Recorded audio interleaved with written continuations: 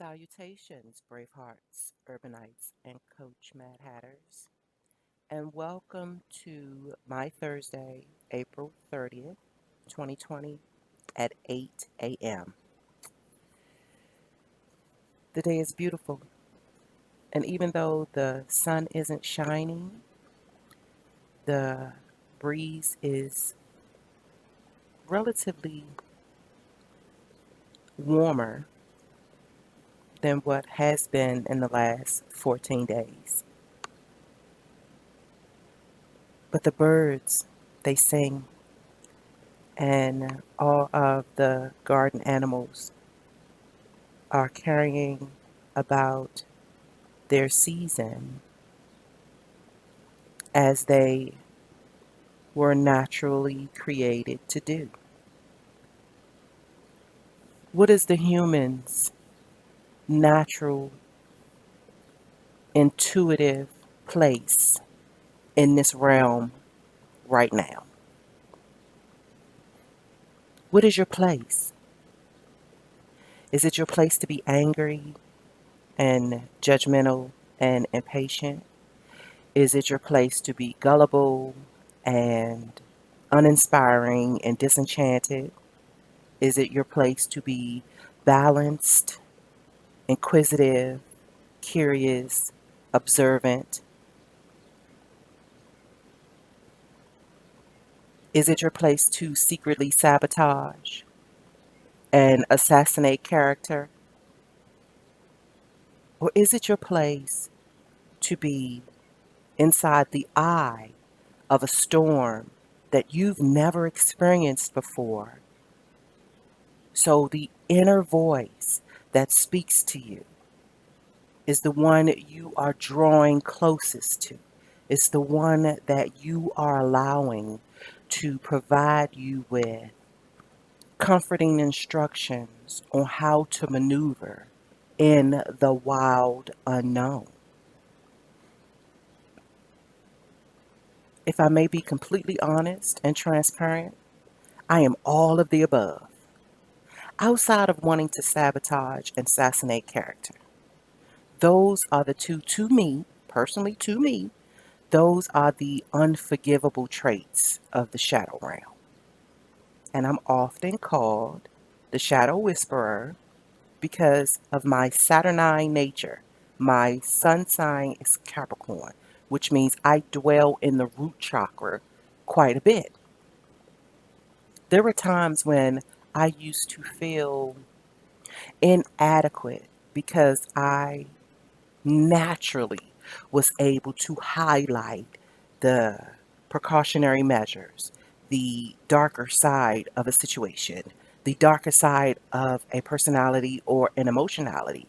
It always stood out to me all the time. Even the tempo of my voice has a very underworld tone to it. It took me a very long time to be able to accept those characteristics within my archetypal nature. So I spent a lot of time alone, mainly because, and this is where I will be a bit judgmental, and I'm figuring it's because of the ultra super hyper positivity mode that is permeating the stratosphere. This realm has seen its good days and its bad days, its ups, its downs, its ebbs, and its flows. But within human nature, we tend to want to run from the red pill. We love taking the blue pill. We love it. And when we got to get hit with that red pill, it is never collectively an inspiring experience. Often not. Let me say that because I do not know of every single instance of every single human on the planet. So I will say within my limited consensus, there is this oddity where to explore the shadow side always tends to translate as negative. And even with that being so, we fail to realize most often than not that in order for current energy, in order for the currency of energy to flow, there must be a balance of positive and negative being channeled into the conduit in order for it to generate and regenerate energy. No human, as a conduit of energy, will ever be 100% positive. And the fact that we are conditioned, socially conditioned, to believe that we must lean far over to one side, aka the positive realm,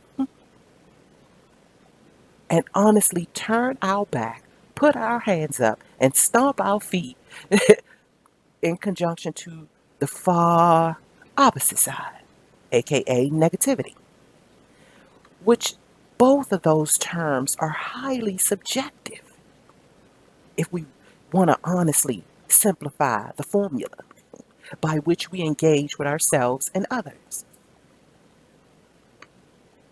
Because what you might consider positive, I may consider negative. It truly is all in the eye of the beholder. And what I may like ecstatically be so excited about,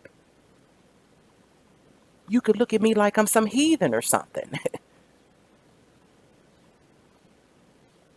And so it gets a little dicey. It gets a little tricky when we want to talk about what's right and what's wrong, what's moral and what's immoral, what's upstanding, upholding, and what's not.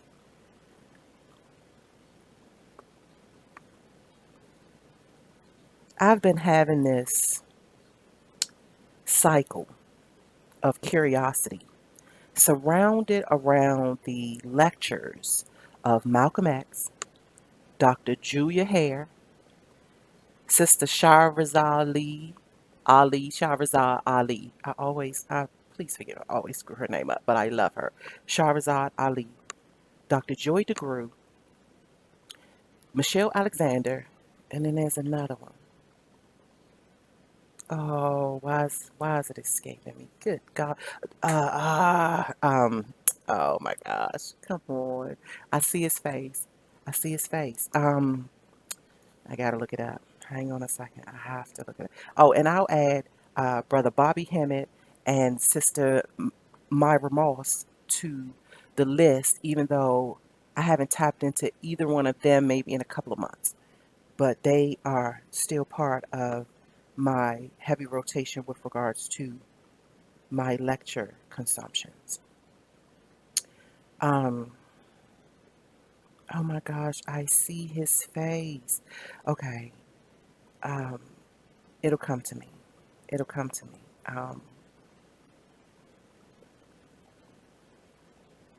And I know when I say, like, okay, so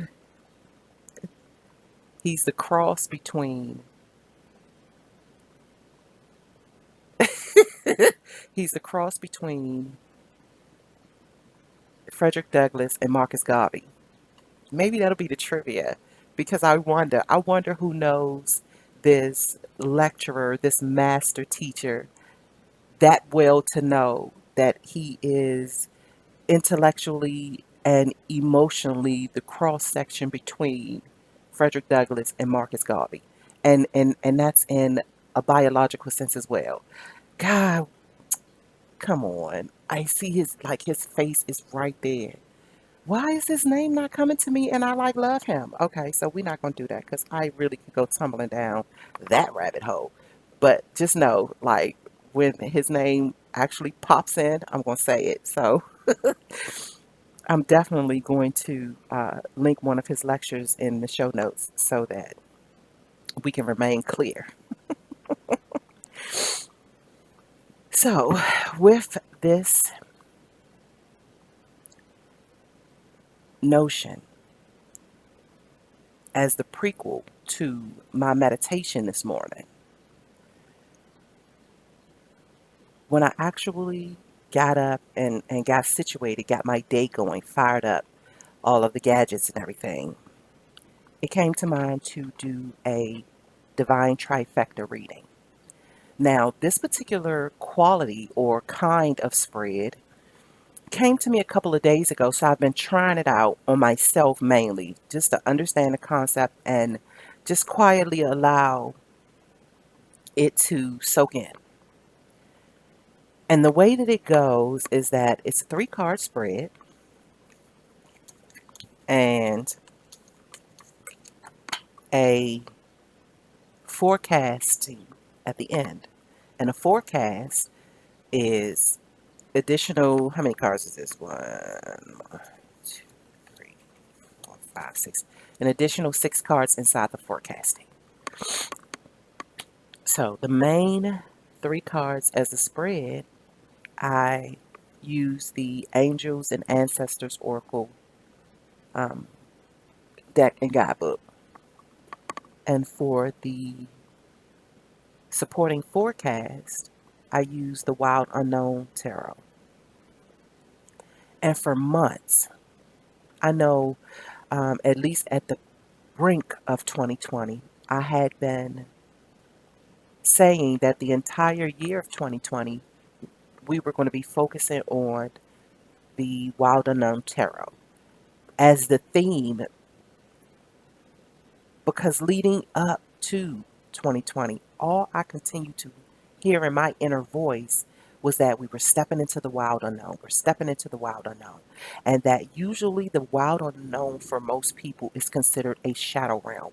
It's considered a realm that renders a lot of anxiety and the shattering of predispositions and the wiping slates clean. So you literally have to restructure, recanvas, refocus, redesign. And honestly, with everything that I've been studying over the last 12 years, I still tussle with moments where I am riddled with all sorts of worry, scared I'm going to stump my toe in the dark. And the amazing part of it is, I understand the terrain. I have been a vagabond of sorts, especially inside the marketplace, for quite a while now. My life has not been structured for over 17 years. So, hop, skipping, and dancing with the wild unknown is not unfamiliar territory to me. I can't remember the last time I had an actual pay stub. And this society runs on credit and pay stubs. Those that do not have those elements binded in their lifestyle has to go through a lot more hoops to accomplish things.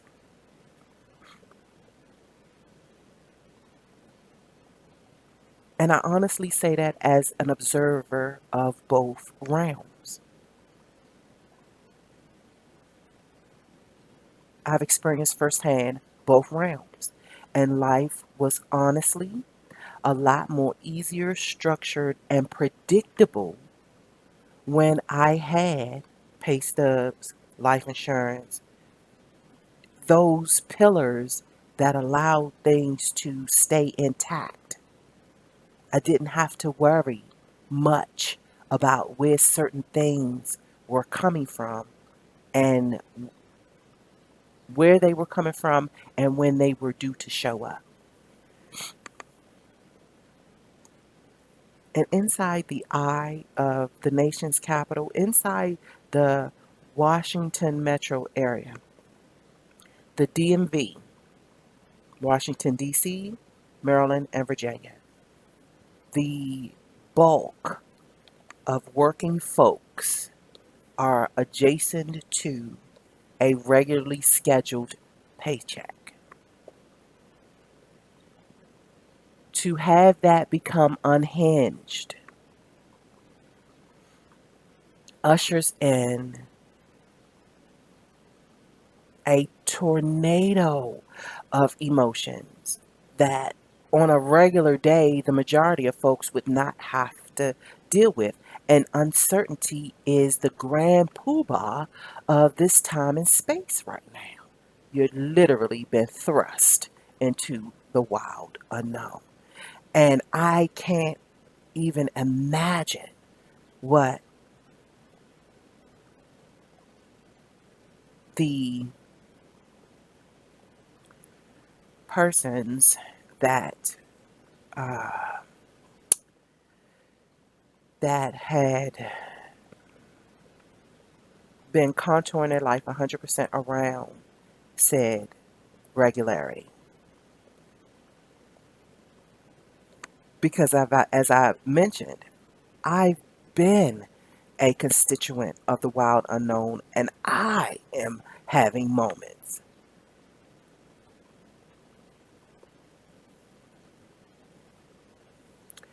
So Terry suggested to me yesterday to do a COVID-19 segment and speak about it. And what's interesting, I automatically asked him, well, what would I speak about? And so he shared his thoughts on what I should tap into. And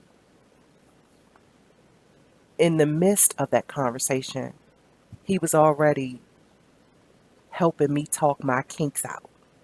So I was honestly low on optimism, and I was ready to release the reins of my life's work because it's heavy, it's burdensome, it's untamed more than usual. I feel like Gandalf when he went flying down into the abyss with I'm not able to remember much of anything right now. Oh my gosh. So let me see, because I need to get it because it's it's missing. I can't have I can't get up here and speak and have all these gaps in my concepts, in my context, my contextual agreements. um, when he went and now I'm trying to think which Lord of the Rings segment was it? Was it the first? Um, so hold tight. Like I'm going to I'm going to usher into a intermediate real quick because I need to get this. So hang tight. Okay, we're back. I got it. Okay. So, in the first installment of The Lord of the Rings, which is the Fellowship of the Ring, that's installment one, Fellowship of the Ring, Gandalf fights the Balrog, Balrog, the Balrog. And so it says, Balrogs are fictional creatures in J.R.R. Tolkien's Middle Earth legendarium. They first appeared in print in his high fantasy novel, The Lord of the Rings. Balrogs are tall and menacing beings who can shroud themselves in fire, darkness, and shadow. They frequently appear armed with fiery whips and occasionally long swords. In Tolkien's later conception, they could be readily vanquished. They could not be readily vanquished. A certain stature was required by the would-be hero. Only dragons rivaled their capacity for ferocity and destruction.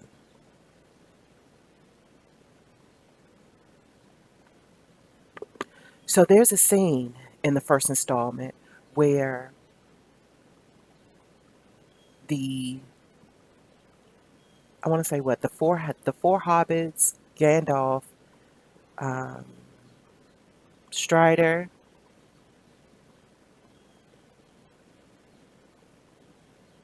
Gimli, which is a dwarf, and Legolas, which is an elf, which is my baby. I love Legolas. If I had to pick, and I know I'm going off key real quick, but let's just roll with me for a minute. If I had to pick three of my most favorite characters in the entire Lord of the Rings trilogy, it would be Gandalf, it would be Legolas, and it would be Strider.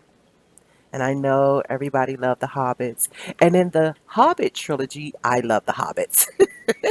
But in the Lord of the Rings trilogy, like when it really was time to buckle up and understand what the darkness was all about, Gandalf, Legolas, and Strider, Aragorn.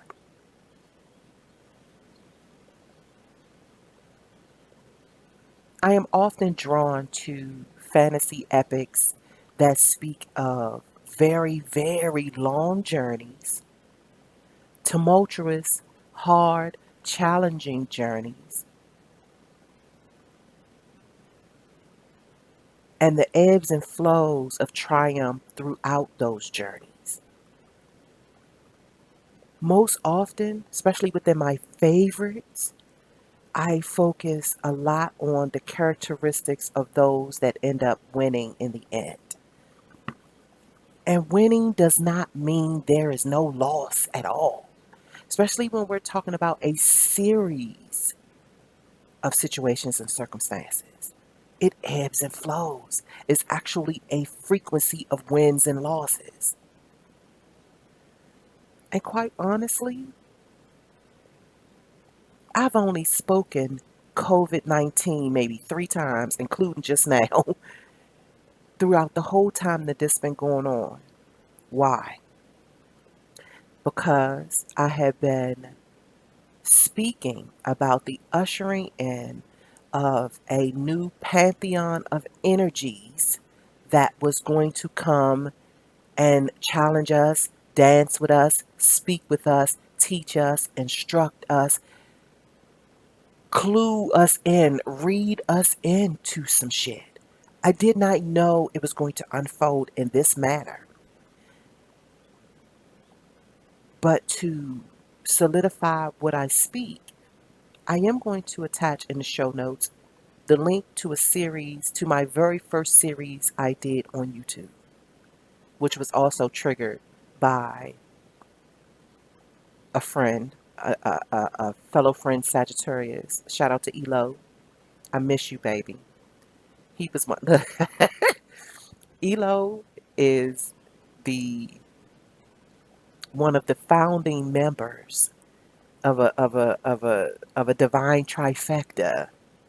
Jay Jones, King Kai, and Elo, and in no particular order, because they functioned as a triangle. They functioned as a tricycle, and so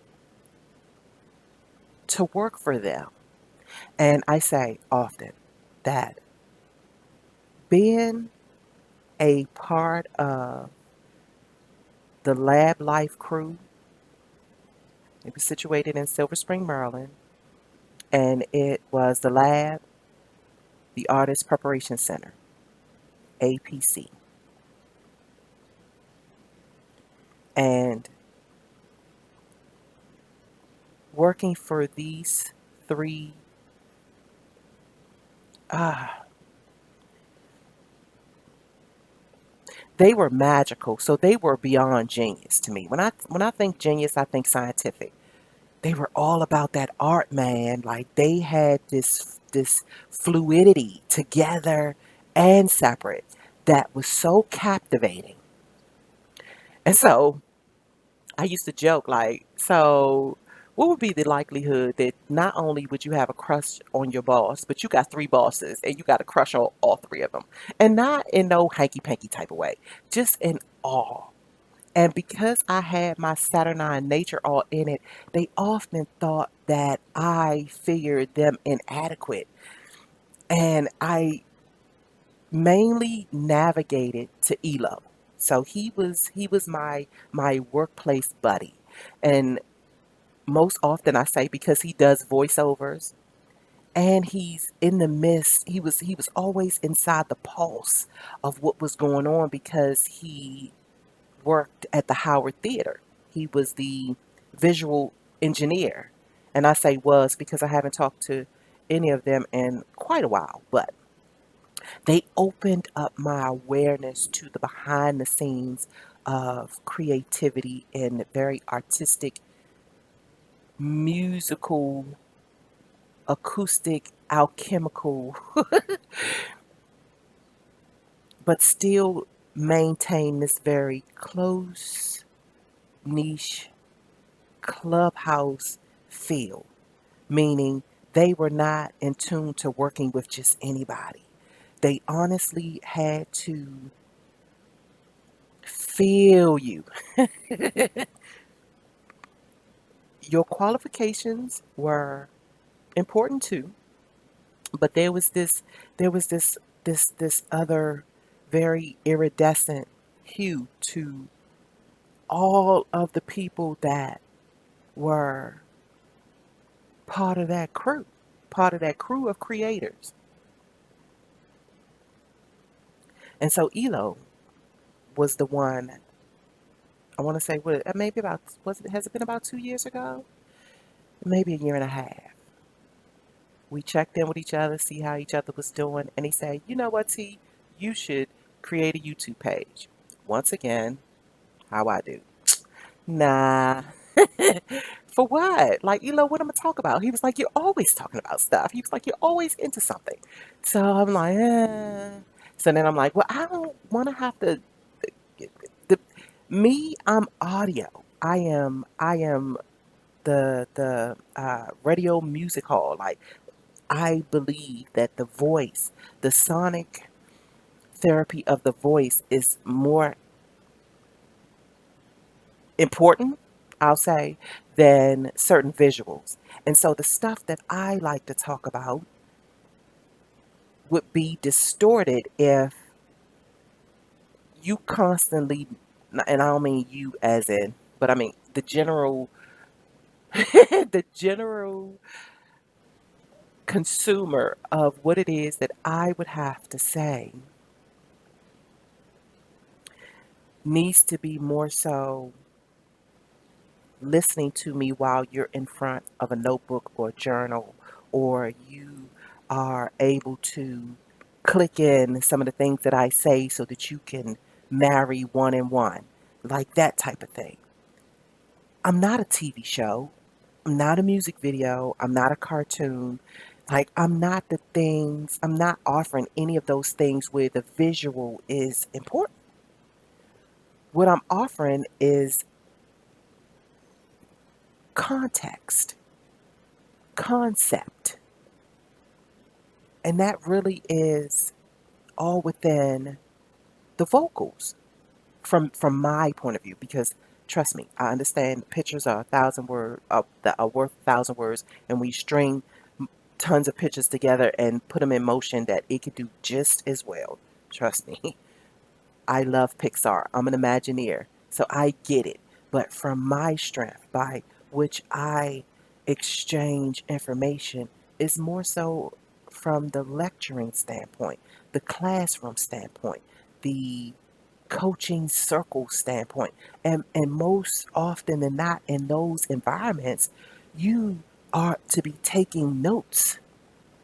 You ought to be cataloging references.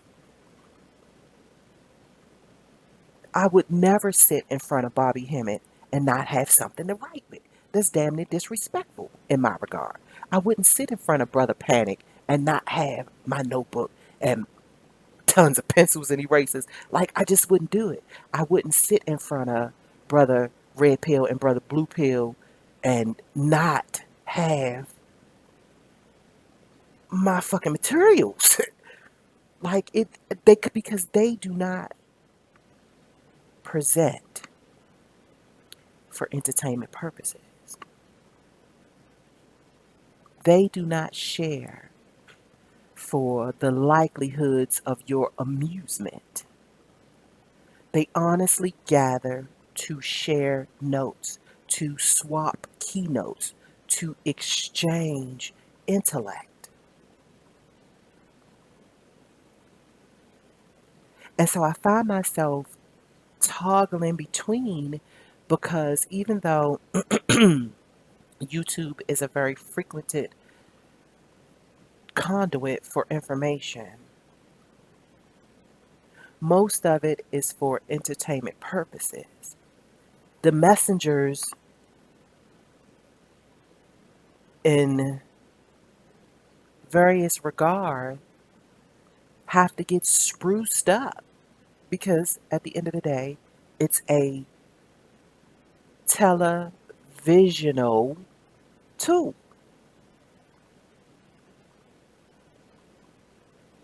So then it's like, well, why don't you do a podcast, or why don't you do a internet radio? And I have to say to that, answering to that, I'm moving towards that. Like, that's the ultimate goal, is the radio station. In the meantime, I do still have visual prompts that allow the transition to go a lot more smoother. It's just that I don't figure like you need to have your visuals focused on my face more so than tuned into my voice. And so when Gandalf was fighting the Balrog, he honestly was had been thrust over a cliff, falling into the darkness of an abyss that he had no idea what he was going to meet at the end of it. And if you're familiar with the scene, you'll see that the Balrog, I keep wanting to call it an E when it's an A. The Balrog actually took the fiery whip and tapped him with it, and he fell over because he was holding on to the cliff and the posse was coming to pull him up. But before they could get to him, yeah, the whip hit him and he went tumbling into the abyss. Now, here's the deal. Here's the here's the part that's so magnificent to me about that. He honestly, in that mist of turmoil and uncertainty, while he was falling, could have honestly adopted the woes me, I'm falling, I'm about to die, fuck all this shit, and I ain't with it. No. What Gandalf did was honestly he thrust his body towards the the fucking into the abyss, which means he had to meet up with the falling Balrog.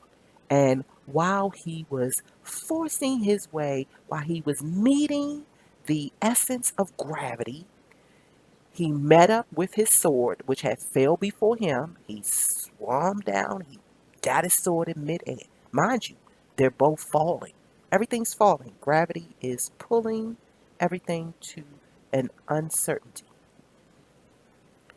Gandalf meet up with his sword, then he thrust even harder to meet up with that fucking Balrog and literally like stabbed that Joker in his head, like straddled his back. Now, mind you, this is a fiery beast. This is a fiery, ultra evil, it so called, in the eyes of Gandalf, this ordinarily unsurmountable beast. He jumps on his shoulders, thrust his sword in the top of that Joker head, to be met with this long, deep body of water. And if you've hang or hung, should I say, yeah, if you've been a member of many of my hang suites, you will know that I speak about the elementals with regards to or in conjunction with emotions. And so the water elemental is emotion. So literally, Gandalf to the five. Well, assuming he was fighting to the doom, right? To the ultimate demise. That's what he thought. Why? Because he was falling deep into an unknown, a dark unknown that he was unfamiliar with, fighting a beast that he had never seen before. Might have heard of it, but had never seen it firsthand, face to face with it. And even in those moments, he still had a choice. He had a choice to adopt the woes me, fuck it, I'm just going to splatter to whatever's at the bottom of this joint. Or, and I often giggle about it because in my urban type of voice, I always do Gandalf. And let me just sidebar real quick through a lot of personality, emotionality assessments. Twice I have been likened to the characteristics of Gandalf, which made me love him even more because I could better understand why I just so latched onto him regardless of what scene he's in. Like, I know I'm the fucking wizard. I'm the lonely, vagabondish wizard. I will go off to my lonesome and study before I will want to like partake in all these hypersocial environments. I love my books and my scrolls. But what did he do? What did Gandalf do? Gandalf was like, man, fuck this. Like, if I'm going to die, you're going to die. And you're going to die because you are the reason why I'm falling down this shit in the first place. In metaphorical terms, it honestly does give solace to where we are right now as a collective. So I like to say if we can learn anything from the Lord of the Rings or the conjunction of, as far as character and the relationship with self, Gandalf is the example. He's the example. He is the example of the no nonsense treachery that must be met with no nonsense treachery. Because the more sensible would be to, oh my gosh, I'm falling fast, it's dark, I can't see, I don't know, and just fall.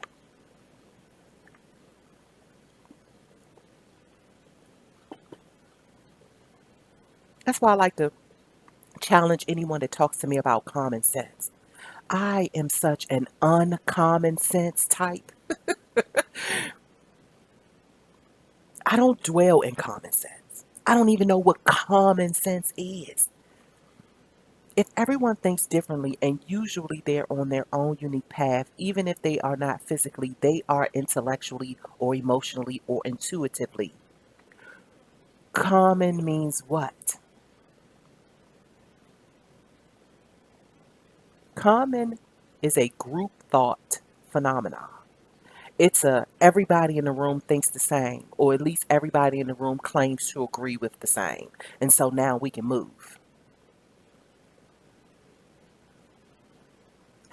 Even before I knew that this was a concept, I wasn't with it. I was a kid still playing with crayons, the big bubbly type, and was often outside of the crowd. I was never alienated from the crowd. I could pop in there when I wanted to because I am, at the end of the day, still a people watcher. So I observe people in characteristic form. So I understand how to maneuver through certain things with certain people. So I know how to pop in, but in my most comforting sense, I'm a loner.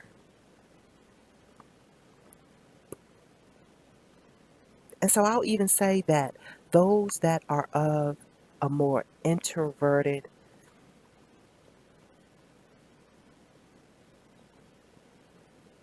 hue, they are of a more introverted aspect, those who are coming out of their comfort zone, just to get inside of some public domain to express how it is, what it is that they do when they are alone, to try to give some type of comfort to those that always got to be running and ripping and doing something and into something and talking to somebody, and they actually going fucking nuts because they cannot indulge in the high frequency of other humans.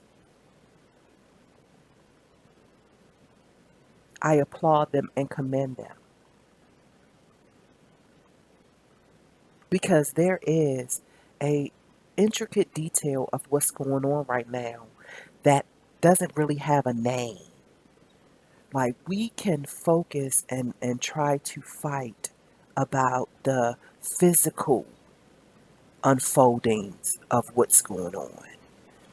But we still, and I know it's by habit, we're creatures of habit. So in habit, we always look at the more physical, more sensational, more superficial, visible stuff. When it's time to go deep and turn on your night vision, when it's time for you to walk alone and have to only have constant companion with the voice that's within your head. And look, let me say this too before I get too ahead of myself. The interesting part is that we still fall in equal amounts if we had to tally up who was more, who was uh, more extroverted dominant than introverted dominant. I still think it splits with an equal balance, mainly because we also have tendencies of the other, regardless of what our dominance is.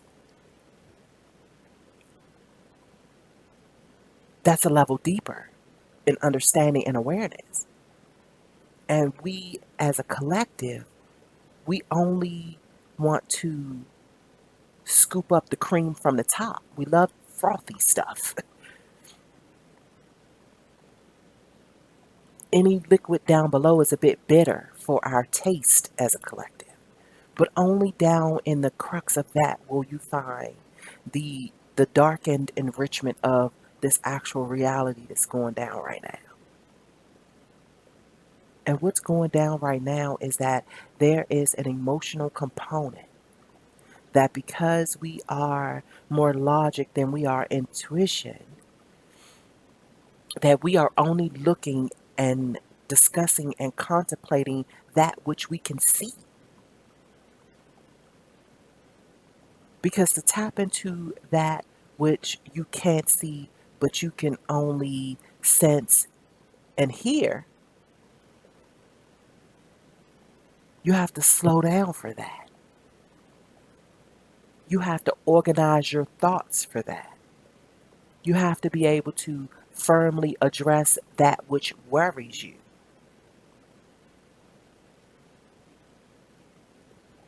And from that angle, I'm not in a box by myself. I am not a vagabond, because I still worry about things. I still have to get up every day and organize thought. Meditation is still such a mystery to many folks, because they honestly think you have to turn into Mr. Miyagi in order for you to engage such practices. When, in my simplest urban terms, it really is sitting in silence and organizing your thoughts. It's having the ability to, when the thought comes up, to address it, even if it's to say, I don't fucking like you, get the fuck out of here. If it returns, it keeps returning, keep returning. Yeah, you're going to have to deal with it, to the point where by the time it comes up, maybe like the 15th thousand time,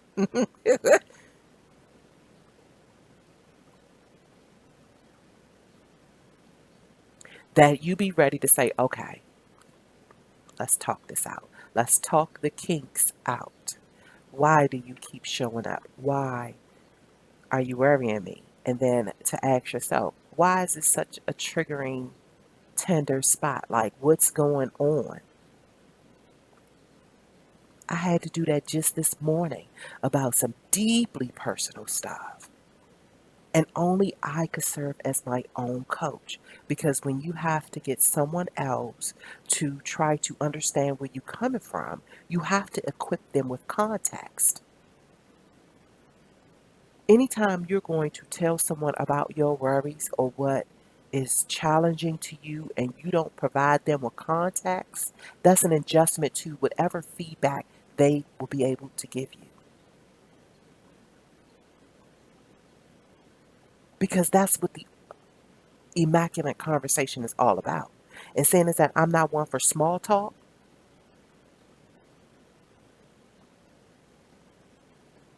I have to engage in conversations that's going to provide me with a quality level of feedback, because I can honestly go hours without talking, like, and with no, I can listen to the birds, and I don't, and I don't want to come across that in a realm of I'm better than you because I'm able to do these things, or I'm in a better position because I naturally am drawn to this, that, and the third. Nah, nah, because at the end of the day, I'm still in awe with the movers and the shakers and the go getters and the shot callers. Yeah, but I still have to be firm enough to no longer want to shun where I actually am. It's like shunning my lane for the sake of glorifying your lane is why we in this fuckery right here, right now. And so my very first series, it spoke about how I wasn't really sure what it was I was talking about, that I was truly bringing the information through intuitive hits that I had been getting, and that when my inner voice started speaking to me, I started taking notes, and before I knew it, the nudging to get on YouTube and speak about it, and then there I was. But right at this moment, it almost serves as a prequel to what we're dealing with right now. And it was always talking about the big mama energy that was coming back in to rearrange the household, coming back in to introduce in a loving way what I like to call neo home economics. And it'll be nothing like the home economics classes we took in grade school. It literally is 4 or 5 tiers leveled up. And when you get thrust into a situation that ultimately levels you up, but you're not sure, and the reason you're not sure is because you've never met with this firsthand. So it's a given. We as a collective are now being challenged to make room for uncertainty. Everything is not going to be predictable and routine and called to the letter. And Big Mama was requiring that to be shaken up before I even knew how it was going to be shaken up. I just knew that there were things that were happening. There were frequencies. And mind you, in the world of light work and shadow work, in the world, how about this? In the world of energy, in the world of energy in motion, in the world of emotional intelligence, in the world of the invisibles, the intangible, that which is not seen by the physical eyes, permeating through those realms, the forewarning that the accompaniment of these special energies, their arrival, the notification of their arrival was not swift. All the interpreters of energy had been speaking about the arrival of this special energy since mid 2018. How about this? I'll even take you better than that. The real true, uh, the real true premeditation to the entrance of this energy was when Saturn entered Capricorn in 2017. And with me being a sun sign Capricorn, I had my ear to the ground because life was still like on a personal level, just all fucked up. And so for me personally, yes, it is serving for me to be able to speak to the collective now, but back then it was solely, precisely about me trying to understand what was going on with me and the moves that I needed to be making or wasn't going to be making, and coming to grips with all of that. Trying to shed the nuisance by the idea of all I do is win, win, win. Yeah, that is fucking kryptonite to the regular forward moving individual because you're not going to always win. And we are very bad at processing when we lose.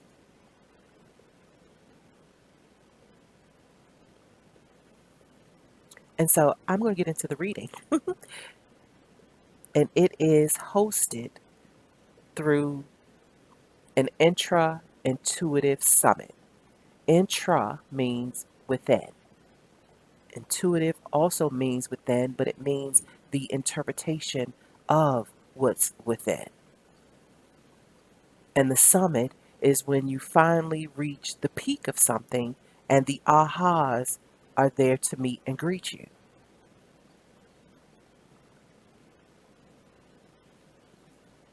To reach the summit of a particular journey is the invisible delight of the accomplishment. And see, the visible, that which is above sea level, above SEE level, is what others can see. And that's what they praise and be in celebration about. They be in celebration with the actual accomplishment.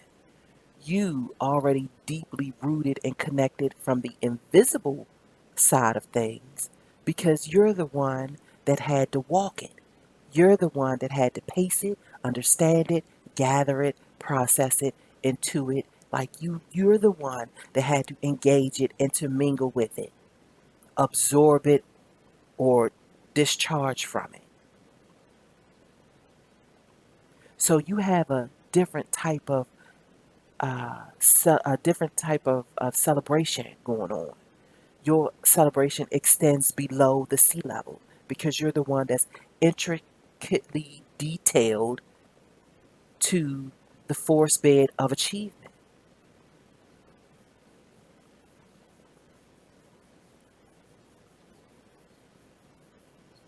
Inside of intuitive coaching or even creativity coaching, they have this concept that leads us to analyzing beneath the forest bed, like all of the things that go on below the blossoming of said fruit, tree, plant, whatever it is that grows, tree, yeah, did I say trees? Yeah, whatever grows from the darkness of the soil and works its way up, sprout out up towards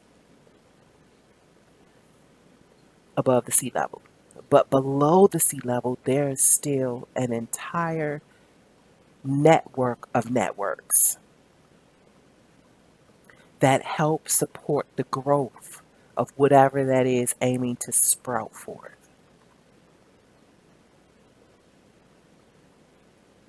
To understand the energetic enforcements inside of the incubation process.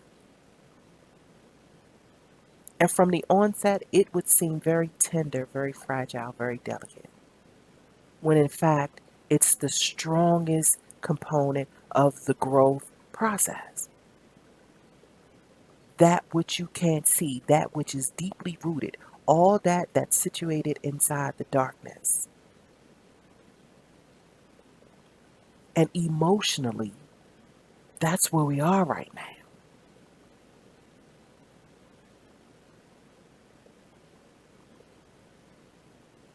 And I know that there are many, at least those that I follow and have spoken to, they are taking this time to give honest contemplation to how the inner ranks of their homes are ran. There are more creative, there are more uh, creative apparatuses being brought into the home and being situated in ways that delight the emotional components of their homestead tribe, especially where there are babies, where there are growing minds in session.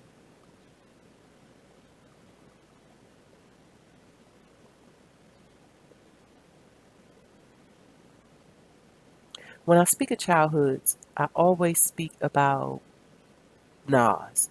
I speak about Nas a lot, but I like to speak about Nas because of how he freely depicts his childhood home and how, because of the frequency that his mom and his dad contributed to his environment growing up, there were always some type of musical instrument, albums, original art covers. Like there was always something to tantalize his curiosity that kept his curiosity healthy.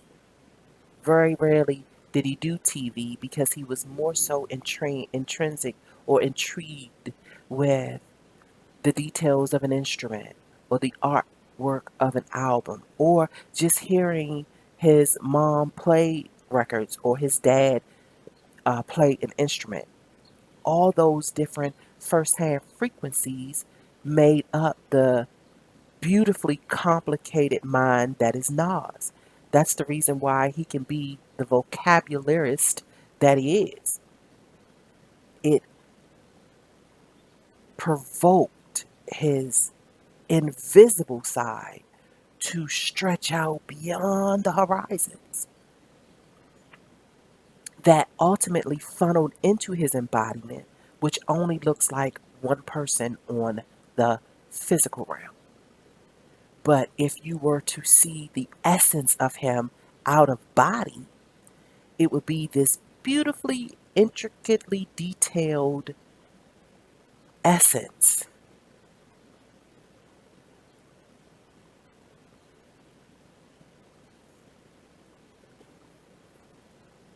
So here's the three card layout for the Intra Intuitive Summit,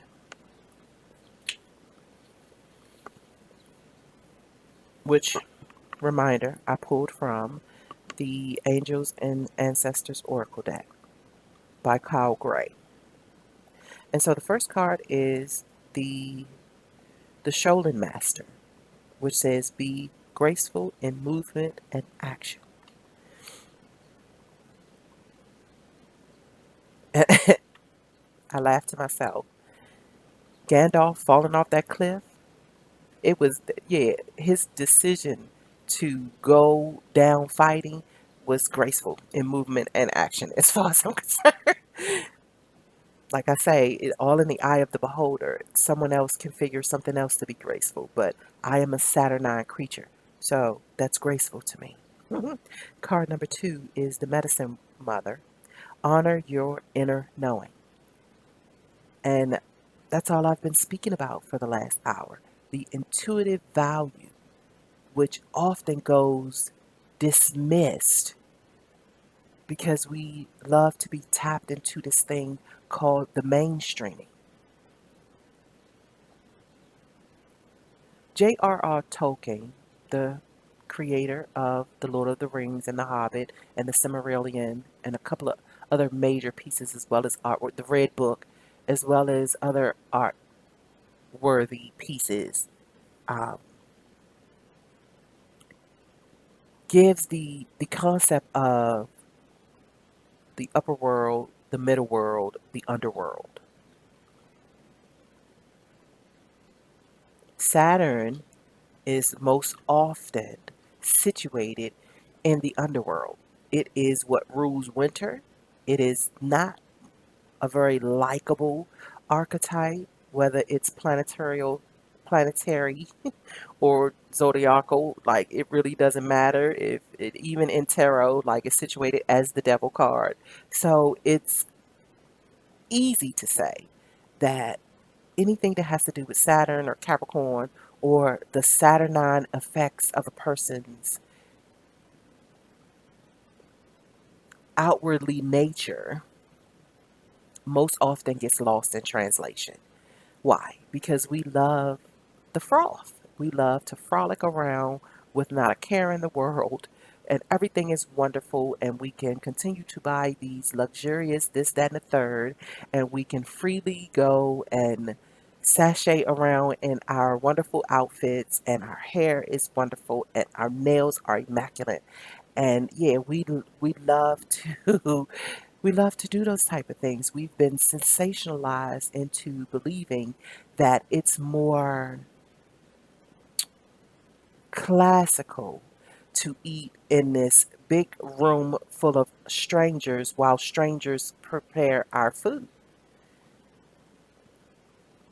And I know I'm going deep into the darkness, but like I said, I'm the shadow whisperer. I love being called the shadow whisperer.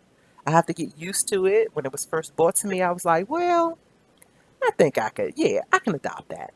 My favorite is the golden wildling because I think I have a golden mentality in some regard, in more situations than not. But I am, at the end of the day, still a wildling. I honestly let the day tell me what it wants to do with me versus me get up with all these plans telling my day what I want to do with it. Now, like I say, for the more structured, more obedient, more responsible adult, yeah, that type of talk makes them cringe. I can't even tell you how many people I've met up with that is totally in unhappiness because you do have to be able to situate yourself inside of a tribe if this is your natural state of being. What's interesting is that in order to please them, I will have to go against what's naturally embedded in me. I will have to work against me. And that's why I will always say I am a tribe like natured creature. I am into home life. I am into being a homesteader. I'm into the tribal essence of how to exist.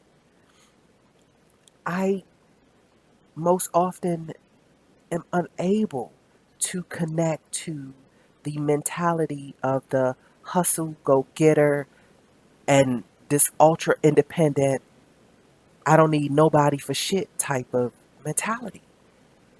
So when the memos started coming across the wire that there was this new energy that was being ushered in that was of a divine feminine value, and that the returning the time and attention back into the homes, especially those of melanated people, was coming into play, I marveled at this news.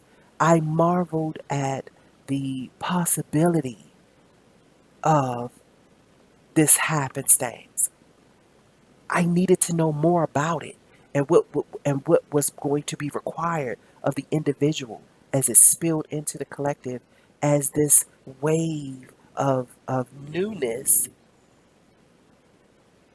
began to permeate. And when newness comes in, it didn't say it was going to be wonderful. It didn't say it was going to adhere to people's impatience about being shut in. Like, I knew that it was coming to break some habits. I knew that it was coming to shake some shit up.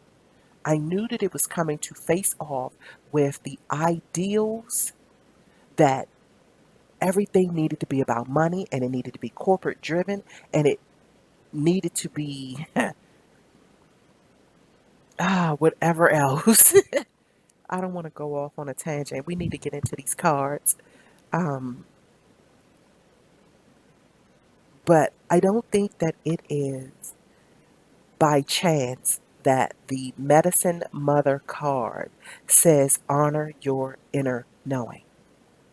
Home is where the heart is. Been focusing on the heart chakra, which is the color green. Been focusing on the heart chakra quite a bit in the last 6 months.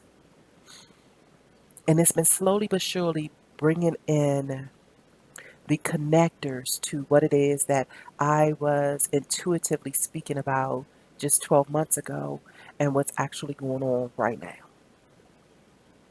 And I know it would be the easier path for me to just flood you with a whole bunch of flowery words and tell you that it's going to be okay. But I have always been the person in the conversation that says, well, what if it's not okay? What if it doesn't turn out for the best? What if this shit is, yeah. And I think that's the reason why I marvel at the option that Gandalf took, because it feeds what's absent in the wholeness of my psyche or the wholeness of my emotionality. Like the courage to, like, fucking go towards gravity, straddle that damn thing that has you fear riddled, and stab it in the fucking head.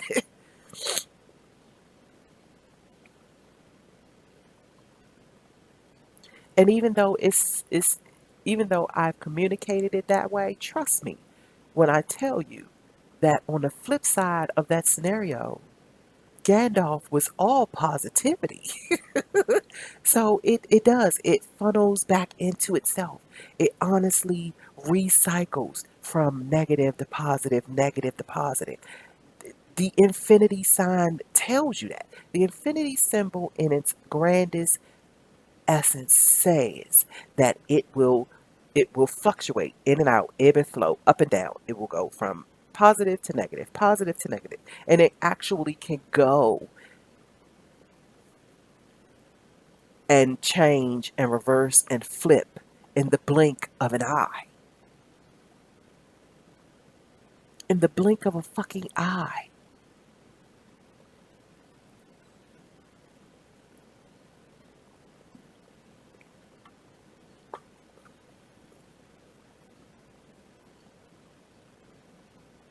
So card number 3 is autumn. Release the old and rest. Release the old and go get you some R&R. Go get you some R&R. Go get you or go partake in what your mind or heart tells you it wants.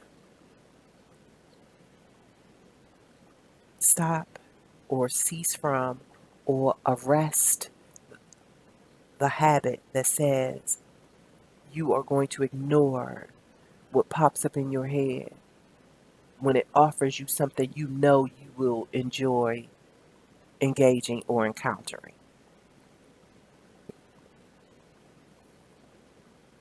And it really can be as pleasant as you sending out the notion, okay, bring me some ideas of what it is that I can do to optimize this moment or tomorrow or next week.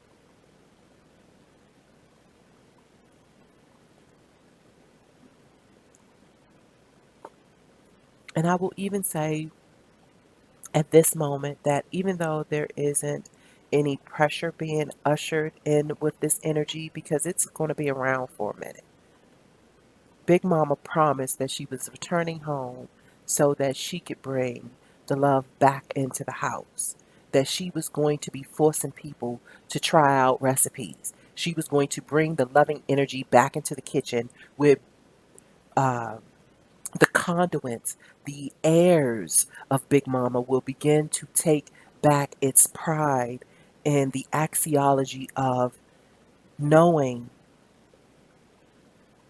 that the tummies of her beloveds are happily satisfied because the effort has been sanctioned by this incredible invisible.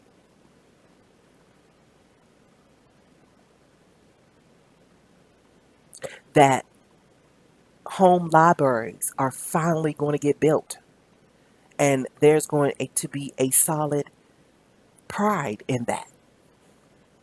Instruments are going to with instructions are going to come into the house. Big puzzles, huge coloring books, arts and crafts dens are going to sprout up, and the walls are going to become murals, and in-home paint projects are going to finally have its day, and garages are going to get transformed into studios. Shout out to D Smoke.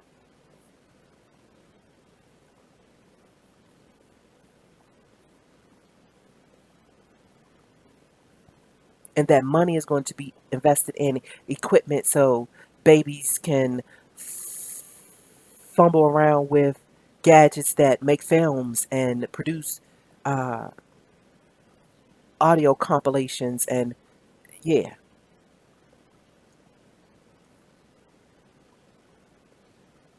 bedtime stories are going to become the creme de la creme again. Sitting around the fireplace at the helm of the elder that's reading a fascinating book. I'm telling you, let me tell you something. Let me tell you what one of my most major, uh, I want to say it's an entry on my bucket list, but it's greater than that. It's way bigger than just a bucket list. When I am able to sit in my family room and read Dr. Joy DeGrew's book to my youngins, whoever they may be, to the youngins inside of my soul tribe, when I can sit inside my family room, and it won't necessarily just be the youngins, but specifically them, because I am now at grandmama. I'm now entering into that, and I want to bring the sexy back for Big Mama's Sunday dinner. And during that time, yeah, I'm going to flip my book open, and we're going to have active, participating, engaging story time. I hear a lot of adults, well, I don't read all that well. That's because you don't read all that well. Like, come on. You have to engage in it. That's with anything. So if you know you have something that snags you with how you appropriate your voice when it's spoken aloud, when you are reading words, get to that. Because that was me. And it wasn't because I didn't know how to read or comprehend. It was because I was ashamed of self and was more concerned with being rejected than being present.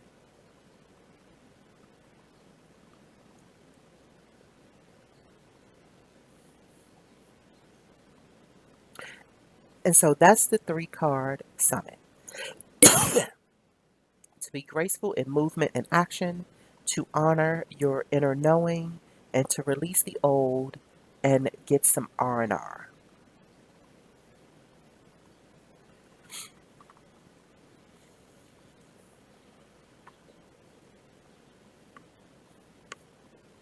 And so honestly, I'm glad that this morning it gave me the nudge to take Terry up on his offer to get up and do a segment that was specifically addressing our phase of COVID 19. I have many sidebar sentiments regarding the address of the nation and our flux of insanity that is sprouting up throughout this time and space. But I'm going to consciously hold on to that because I understand that when things come, when divine chaos comes to shake shit up and to catalytically rearrange, redesign, reform the dust that has yet to settle, takes time. I even believe that we are now being challenged in our areas of patience and fortitude. And that in the midst, not even in the midst, we're beyond the mist, inside the eye of a tumultuous storm, when you literally don't know if the house is going to be sucked up into the whirlwind while you're in it. But even when Dorothy landed in Wonderland, she had no idea of the friends, the lessons, the firsthand encounters that waited before her. She had no idea. And even in that rigorous uplifting of her home, in the same take, what was considered oppressive to the Munchkins demolished, and she had nothing to do with it. Yes, it was her house that crushed it, but she herself had no dog in that fight. It was all of divine essence. It was time for the oppression to be killed. It was time for the Munchkins to be released from that which they had been.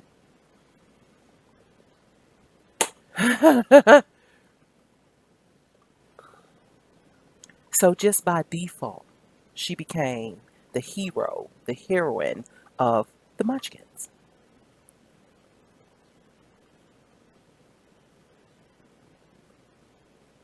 And at the very best, her underlying focus was to return home. She wanted to get home. And she had to do this full circle journey before she was able to return to the place where her heart was content. And even though it started out weird, by the time it was time for her to return home, she was so grateful for the experience.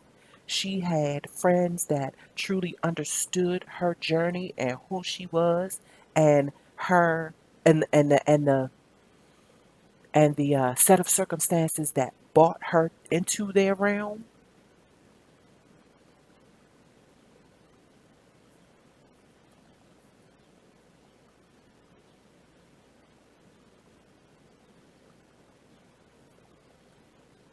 So I just had to pause for a moment because I had to. It took my mind to a place that directly spoke to me and spoke directly to my sense of worry and toggling and tussling with the unknown. Because just because I've been a resident of it does not mean I am always compliant. I tussle with it a great deal.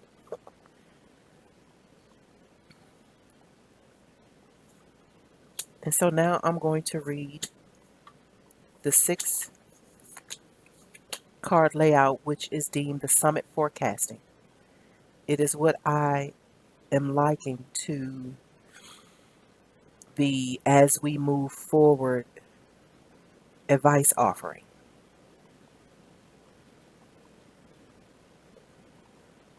And when I tap into messages from the cards,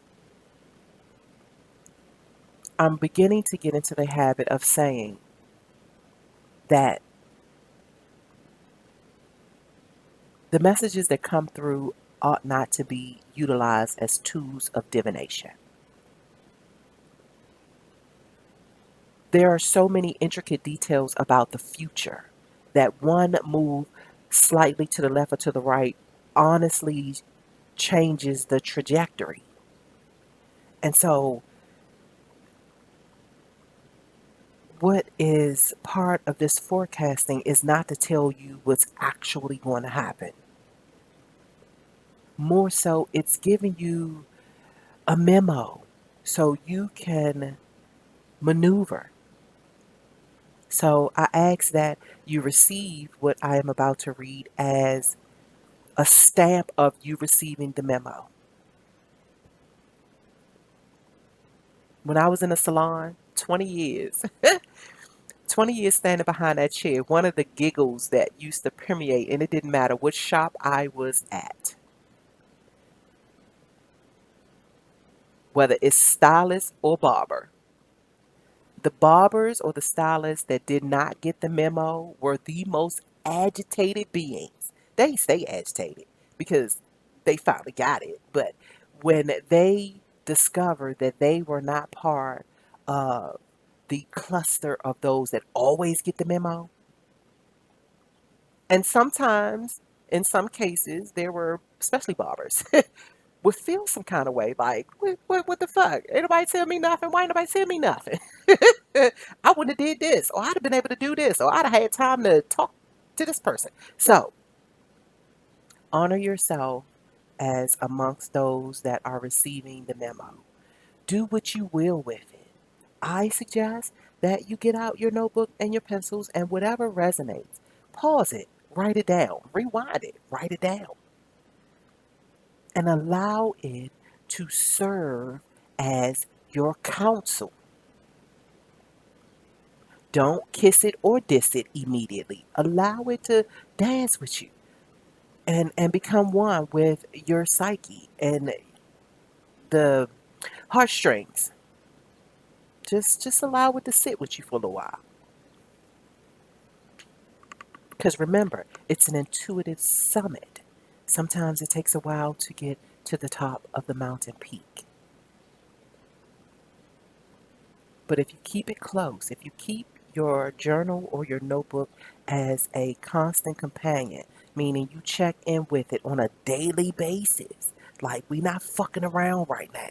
Nothing is lackadaisical.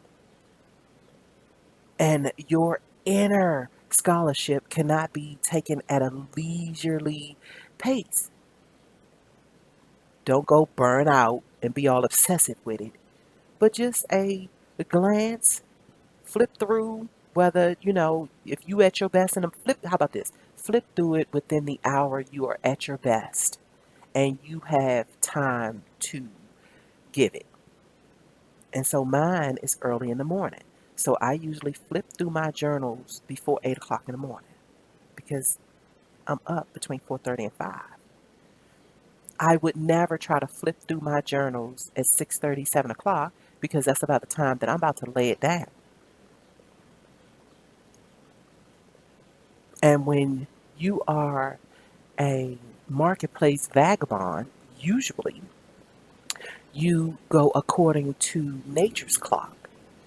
And so I am one of those where I I function according to the sunrise and the sunset. And my body is now fashioned that way. And I could honestly have a weird, usually around the full moon and the new moon, my sleep patterns wobble a bit. So they are not as disciplined. And I find myself doing all-nighters around that time. My sleep patterns will sometimes, I am up until 3 in the morning.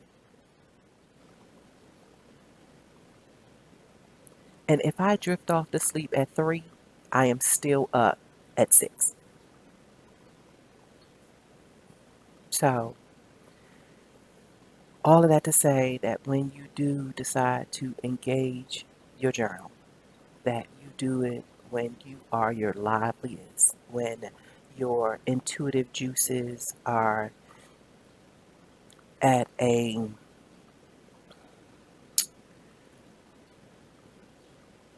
I don't know, at a pliable, is that the word? When they are in their state of ease. Now, the state of ease does not mean you aren't stressing or worried about something. And I would recommend that that would be the time to start flipping through it because there might pop up something that you need right in that moment. Like allow your journal to be the collector of your keys. And these keynotes will unlock certain things at certain moments You have to be able to listen to your intuitive voice. When it says pick up the journal, pick up the fucking journal. If it says write this down, write it down.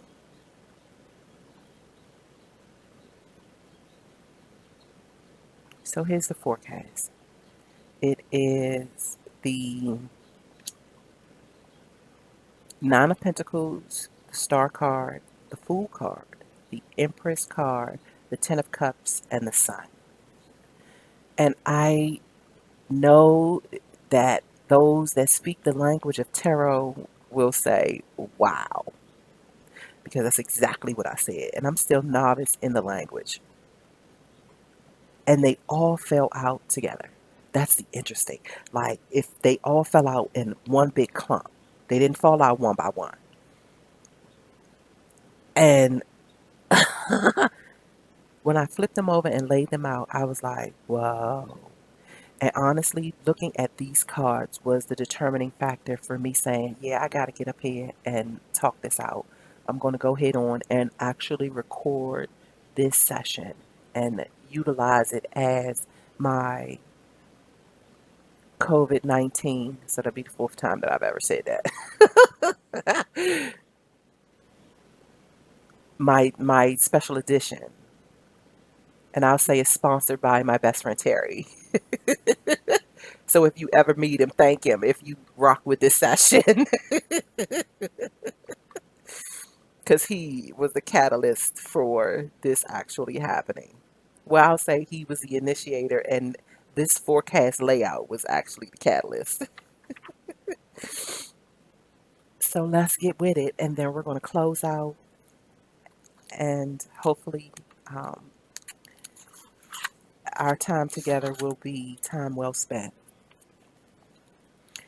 All right, so tapping into the Wild Unknown Tarot Guidebook, and the Nine of Pentacles is on page 150. It says happy, healthy home. Always a welcome card. The Nine of Pentacles is a time to enjoy the many results of your loyalty and hard work. This may be a promotion at work or newfound stability and happiness at home. It's even possible that you'll find yourself enjoying the finer things in life, as luxury and retirement oftentimes accompany this card. So I ask you, are you facing early retirement from a corporate world that never appreciated you in the first place? Are you inside of a transition of careers from a career that emotionally sucked you, drained you dead to the point where you were a walking zombie into a more lighthearted, more invigorating career where you love to get up to engage whatever it is that you are engaging? That you can't wait to see what it offers you, the people it brings to your life, those that you will learn from and teach with.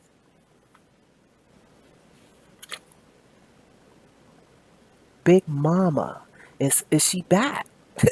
Like she yeah. And I even was triggered into tears when I realized that my very first series was talking about her. And I might have mentioned it, but it still hadn't hit me the way that it's hitting me now. I think that first series is going to forever be amongst my favorites just because of the serendipity that surrounded the synchronicities of it being recorded and what it was I was talking about. And I was talking about it in the midst of a unclear, uncertain, unpredictable time cycle. And didn't even want to record it. Didn't even want to record it. I was like, oh my gosh. Like, I have no way to prove none of this. Like, I don't even know what's really going on for real. Like, what, I'm going to be the laughing stock of the three people that view this joint.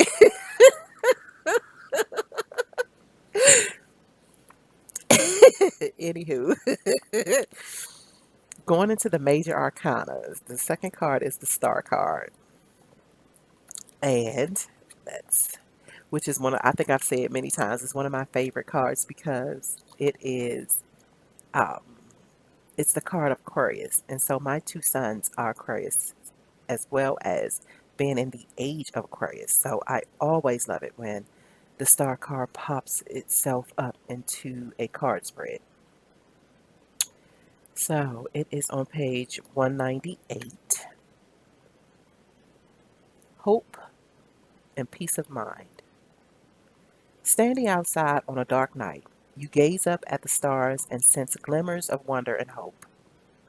Even though you can't find concrete answers to life's many questions up there in the sky, you can't help but feel comforted and renewed. Such is the energy of the Star card. It is not about actions or situations. It's simply about connecting to the part of you that is hopeful and serene. This force will bring light back into your life and infuse you with positivity.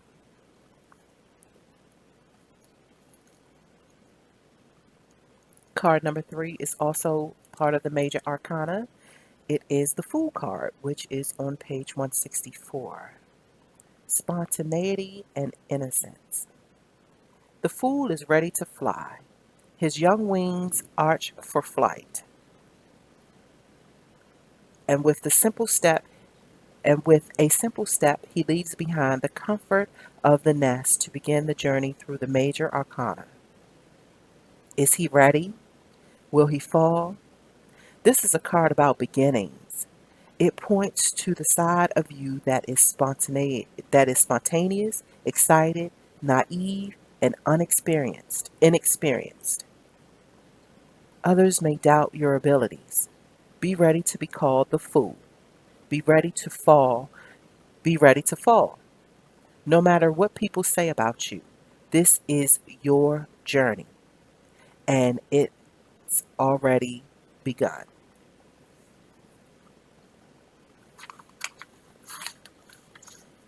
Fourth card out is the Empress on page 170. Creation, nature, the mother.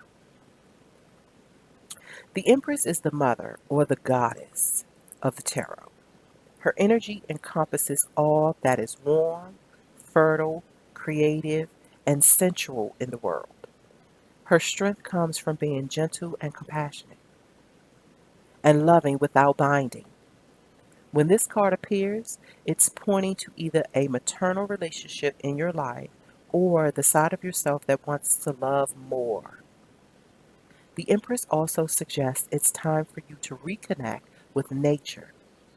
Go outside tonight and find the moon.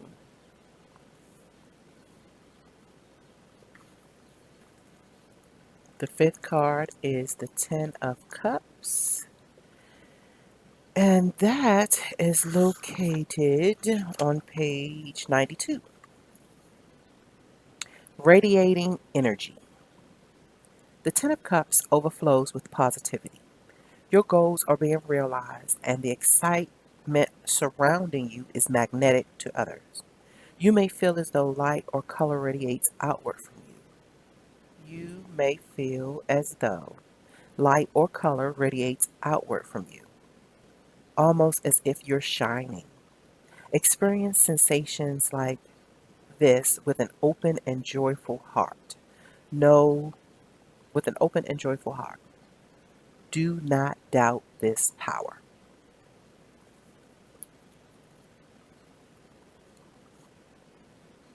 Card number 6, which is also part of the major arcana, that will close up or conclude, I should say, that concludes this forecast.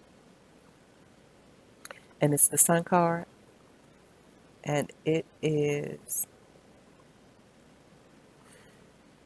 found it. It is on page 202 of the guidebook. Vitality, enlightenment. Imagine for a moment that you're soaking in the warm rays of the sun.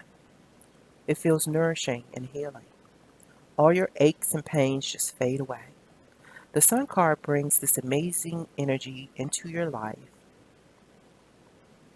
The Sun card brings this amazing energy into your life. Vitality and health abound, while you feel assurance and clarity in all you do. Spend some extra time outside today. Be grateful for the radiance of the sun and the life forces it gives all creatures.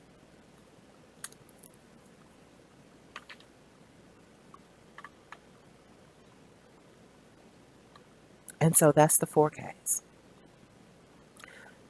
In my opinion, those are the intricate details that will allow you to sharpen your night vision while you walk your valleys and shadows of death. And we're not talking about death of a physical nature. We're talking about death to the old you and the rebirth of the new you. And each and every day, I am a tad bit more amazed than the day before when I engaged tarot. The way that messages find themselves into what it is that I'm already thinking, already doing, already saying, already presenting. It's like Nana's hug. It's like when you come in from being outside and Nana instructs you to go take a bath, wash the energy of the world off you, get in your comfortable clothes, and when you come and you're all powdered up and smelling good, like the family room is situated for you to be comfortable, there are cookies or treats or something, and she's waiting with some warm action of affection. Because honestly, all Nana gotta do is hug you, and you instantly are re energized. Especially when you know she's for you, when you know that even if she's fussing at you, it truly is for your embetterment.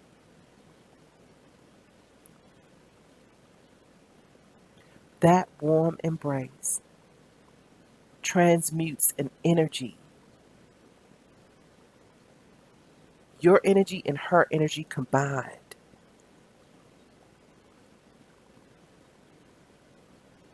Even in the moments that are not all that jolly. So, in my opinion, this forecast is asking us to understand Big Mama's reprimands. Understand that she is agitated because most of the energy was taken out of the home, out of the kitchen, out of the family room, out of the bedroom, and into these places that were mm, were corporately sanctioned. Let me say that just to try to keep it somewhat pleasant. I used to get so much flack from various people when they wanted to take me out to dinner. And it really had a lot to do with dudes and their dating options. And to the point where I became the joke of so many socialites because I was the hermit. I'm a Virgo moon, Virgo rising. Come on. Capricorn sun, Virgo moon, Virgo rising. I am the hermit double time. Virgo is the hermit. I got double hermit tendencies, strong double hermit tendencies that I engage on a lifestyle basis. I lean into my true me. And so it would become the issue when I would, plus I was raised by my nana who the kitchen was her art den. Like the kitchen was her art studio. My grandmother could, yeah, honey. Just the memo of that she's cooking brought love to your life. Just to know that she was cooking on a particular day and that you were about to go partake, yeah, that was enough to pull you up out your bad mood. And so I was raised around that. And so cooking is my pleasure, it's my honor, it's my gift.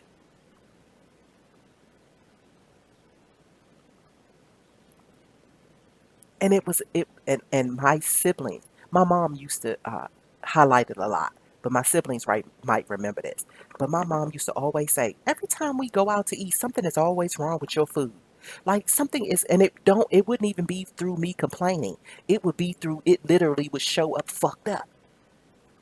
And we could never get it. And this was before I began reflection on my life and using reflection as a therapy tool or yeah, therapeutic tool. This was before those days. I could never understand it. I was just like, nah, I ain't going to eat with y'all. It's always my food that gets fucked up. What is that about? Not even realizing that it was the kryptonite to my natural essence. Why? Because I would prefer to stay home and cook my own food anyway. And now that I'm older, I've even leaned into, I have a journal that's specifically for recipes that pop up in my mind. And some of those recipes I've cooked for some folks and have gotten quite decent feedback from it. And I have a cousin that's also on my grandma's side. I actually got two cousins. And I probably have more, but the two that I know of firsthand where I've spent time with them while they were in the kitchen, my cousin Ophelia and her daughter, my cousin Nikki, which I call Nickelodeon. It's my cousin. And so my cousin Nikki has an entire binder of recipes, and she cooks and prepares things from scratch. I told her, I say, you're the only black person that I know who fixes soup from scratch. And that's not saying that she don't prepare soup out of the can. But any soup that I've ever had that she prepared was something where she chopped up the ingredients, she made the brew, yeah, all the live ingredients and herbs and vegetables. Yeah,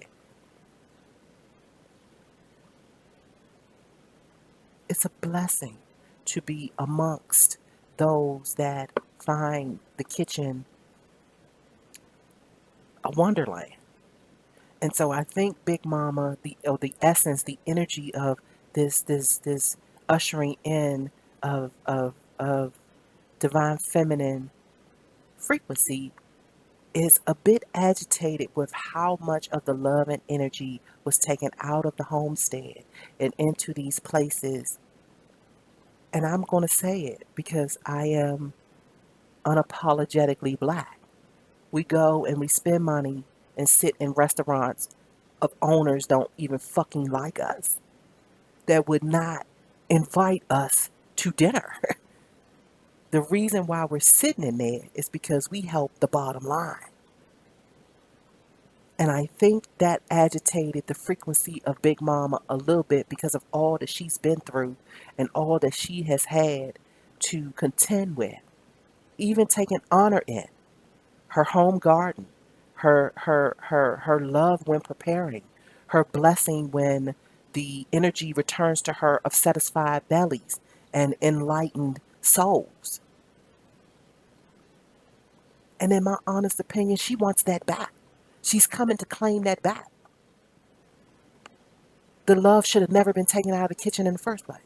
Even if you're not a even if you're not one to cook, you literally can invite people over that cook. You can bring the energy and love back into the the the the middle level of the heart. There's the upper area of the heart, the middle level of the heart, and the underground of the heart. And that where the pulse is the middle level. That's where the kitchen is located in most structures of home, as we metaphorically speak of it being the heart.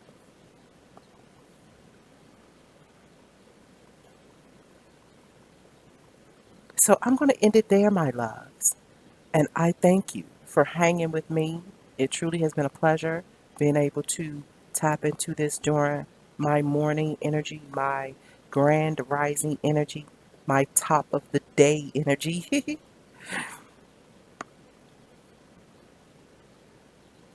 And I'll say this before I close out, there are several um, story camps that I will be hosting. And the way things are going, more than likely they will be remote story camps, um, which is going to be geared around those that are seeking to write their own story. And in these story camps, we really will be more so gathering information, understanding concepts, outlining context that will eventually go into the main body of your story. But these will be rounds of contemplation and understanding how to reconcile emotions and gather thoughts, organize thoughts, taking notes, structuring components. That's what these story camps will entail. And that will probably go on for a phase of about 6 months or so. And then we will get into the rest of the body of one story. So I will be posting that on the blog, which is northstarnarratives.blogspot.com. Again, that's northstarnarratives.blogspot.com. And also, I invite you to email me if you have inquiries about setting up your own divine trifecta reading, as well as signing up for any of the story camps. Um, and I usually don't post my email in everything that I upload, but if you are honestly interested, navigating the blog, my email address is embedded there, as well as my telephone number.